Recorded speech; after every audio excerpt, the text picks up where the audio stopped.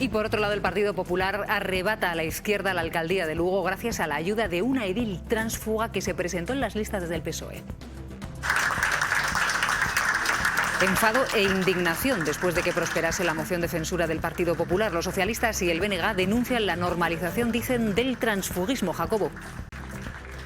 El Partido Popular recupera la alcaldía de Lugo 27 años después gracias a una moción de censura. PSDG y BNG gobernaban en coalición y denuncian ahora una maniobra política basada en la traición, dicen, de su ya excompañera de filas, que entró en el ayuntamiento porque 3 ediles socialistas fallecieron y tuvo que correr la lista. El Partido Popular ganó en Lugo las elecciones municipales, pero se quedó a un voto de la mayoría absoluta. Ahora, Elena Candia será la 4ª alcaldesa que tiene Lugo esta legislatura y gobernará un año, hasta las próximas elecciones municipales.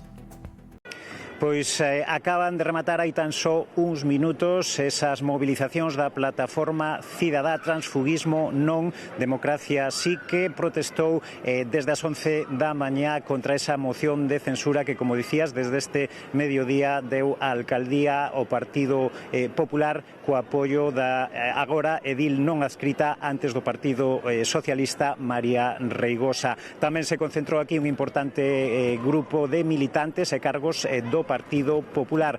Considera a plataforma Cidadá que esta moción de censura é unha indecencia polas circunstancias, polo contexto no que se produce. Lembremos que a edil tránsfuga María Reigosa entrou á corporación municipal en sustitución dun concelleiro falecido nun mandato marcado por outras 2 mortes, outros 2 falecementos nas filas socialistas.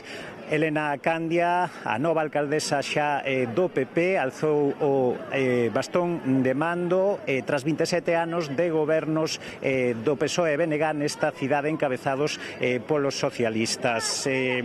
O argumento dos populares para sustentar esta moción é que o goberno local está paralizado e que é unha ferramenta, a moción de censura, perfectamente legal. A edil tránsfuga María Reigosa hoxe non quixo falar, en días anteriores argumentou que o fai por responsabilidade. Pola contra, para o PP, para o PSOE, e o BNG, trátase dunha moción sustentada na ausencia, na dor e na mentira, en palabras do propio xa exalcalde Miguel Fernández. Di Elena Candia que vai gobernar para todos e que accede á alcaldía con honestidade.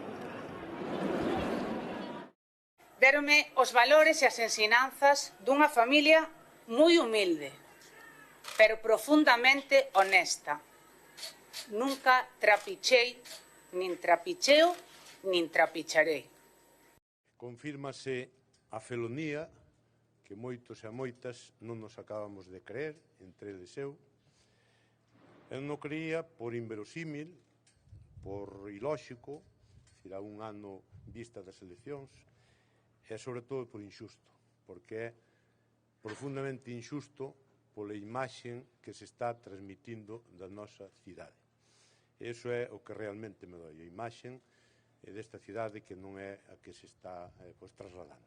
3 mortos, unha tránsfuga, son os avales que presenta Candia para asaltar o Concello de Lugo na súa alocada carreira, sin límites, sin escrúpulos, hacia o que realmente pretende a presidencia da Diputación Provincial para montar un feudo personalista, caciquil e anticuado nesta provincia. Mais non foi a primeira que tocou xa a varios compañeros e compañeras do Partido Socialista utilizando os tanatorios, hasta que chegou a señora Reigosa, que puxo o precio. Saberemos aí vía Caixa A. Si vai vía Caixa B, non saberemos ou tardaremos máis en sabelo. Vin ao Parlamento, despois de revalidar a alcaldía, con máis apoios. E resulta que eso é un problema. Pero a señora Candia, despois de 5 anos de ser alcaldesa de Mondoñedo, deixa a alcaldía, se ven para aquí, e iso está ben feito. Por qué? Porque se quedou de concelleira tamén para ser alcaldesa na sombra en Mondoñedo, antes de dar o salto a Lugo, que era o seu obxectivo. E non é aí, non ten aí a parada a señora Candia. Pero voulle dicir unha cousa, conselleiro, mire, a historia recente máis oscura de Lugo leva nome de muller. Ese nome é Elena Candia, porque xa utilizou anónimos para mandar ao señor Besteiro a casa, porque o señor Rueda negou ver a esos anónimos hasta que saleu o sumario. E que, claro, tuvo que achantar e quedou colorado. Non sabemos si apoia porque quere tamén descargarse da señora Candia de aquí, volvendo a castigar novamente aos veciños e veciñas de Lugo. Moitas gracias.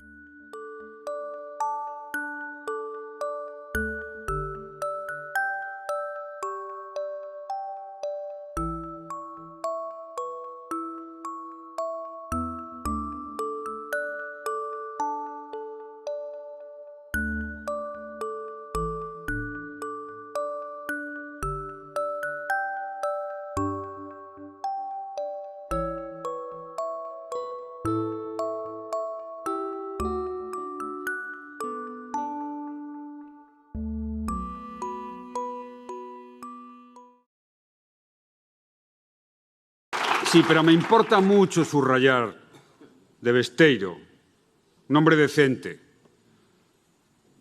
en el más amplio sentido y profundo de la palabra, porque sufría una persecución injusta, muy injusta, y estuvo en su sitio, contenido, prudente, siempre para que al partido le saliera bien todo.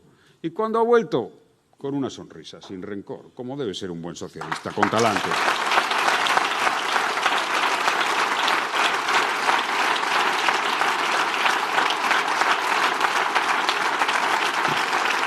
Por eso dije, oye, yo vengo las veces que haga falta a apoyar a Besteiro, porque a mí me emociona la gente decente, la gente educada, la gente seria, la gente responsable.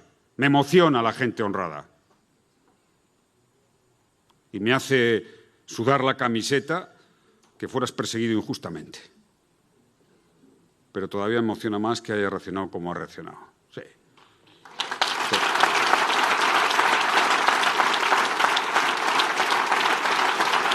Sabe cando me tocou facer un papelón? Cando lle dixen á policía que por favor chamara a meus pais para dicirlle que estaba ben, que non se preocuparan antes de entrar ao calabozo durante 10 horas por non ter feito absolutamente nada, tal e como se demostrou. Eso sí, despois de 6 anos.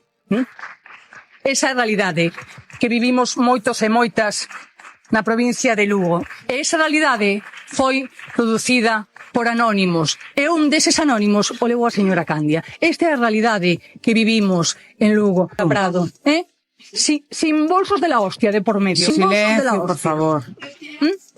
Sin bolsos de la hostia de por medio, señora Prado. Sí, esa é a realidade que vivimos moitas e moitas. Como se demostrou ao longo dos anos. 6 anos no meu caso, 12 anos coa Operación Pulpo. Absolutamente nada. Dolles, verdad? Dolles. Porque teñen... Ainda vostede, señor Pazos, fai pouco ainda estaba disculpando e pedindo a honorabilidade do señor Bustalz.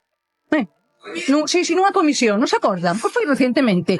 Mire, de corrupción, ningunha lección, Señorías do Partido Popular, de corrupción, ningunha lección. Nos apartamos e erradicámola. E vostedes a fomentan, e máis a teñen de maneira estructural.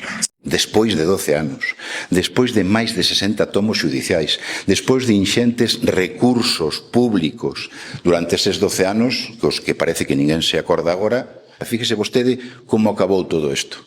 Que a única sancionada e condenada, Pilar de Lara. Elena Candia foi a que transmitiu ese anónimo que efectivamente foi o que desencadena toda esa instrucción, non? Por tanto, nese sentido, sí que hai que asumir responsabilidades. Ou cando menos pedir perdón. O Partido Popular debe pedir perdón. Feijóo e Rueda, que eran responsables da organización deste partido, nese momento deben pedir perdón e asumir responsabilidades políticas.